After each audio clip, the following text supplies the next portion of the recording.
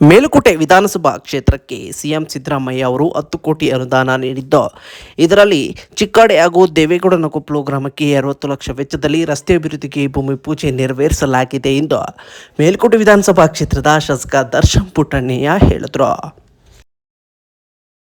ಚಿಕ್ಕಾಡೆ ಗ್ರಾಮದಲ್ಲಿ ಸುದ್ದಿಗಾರರೊಂದಿಗೆ ಮಾತನಾಡಿದ ಅವರು, ಚಿಕ್ಕಾಡೆ ಗ್ರಾಮದ ರಸ್ತೆ ಅಭಿವೃದ್ಧಿ ಹಾಗೂ ಚರಂಡಿ ಅಭಿವೃದ್ಧಿಗೆ 40 ಲಕ್ಷ, ದೇವೇಗೌಡನಕೊಪ್ಪಲು ಗ್ರಾಮದ ರಸ್ತೆ ಅಭಿವೃದ್ಧಿಗೆ 20 ಲಕ್ಷ ಅನುದಾನವನ್ನು ಬಳಸಲಾಗುತ್ತಿದೆ.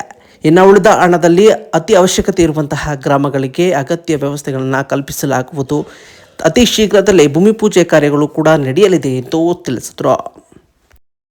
ಇಲ್ಲಿ ಚಿಕ್ಕಾಡೆ ಮತ್ತು ದೇವೇಗೌಡನಕೊಪ್ಪಲು ಎರಡರಲ್ಲೂ ಇವತ್ತು ರಸ್ತೆ ಮತ್ತು ಚರಂಡಿ ಕಾಮಗಾರಿಗೆ ಚಾಲನೆ ಕೊಡೋಕ್ಕೋಸ್ಕರ ಇಲ್ಲಿ ಬಂದಿದ್ದೀವಿ. ಇದು ಟೋಟಲ್ ಆಗಿ 40 ಲಕ್ಷ ಚಿಕ್ಕಾಡೆಯಲ್ಲಿ, 20 ಲಕ್ಷ 60 ಟೋಟಲ್ 60 ಲಕ್ಷ, ಇದು 40 ಲಕ್ಷ ಪ್ಲಸ್ 40 ಲಕ್ಷ ಎರಡು ದೇವೇಗೌಡನಕೊಪ್ಪಲು 40 ಲಕ್ಷ ಚಿಕ್ಕಾಡೆ ಕಾಮಗಾರಿಯನ್ನು ಚಾಲನೆ ಕೊಟ್ಟಿದ್ದೀವಿ.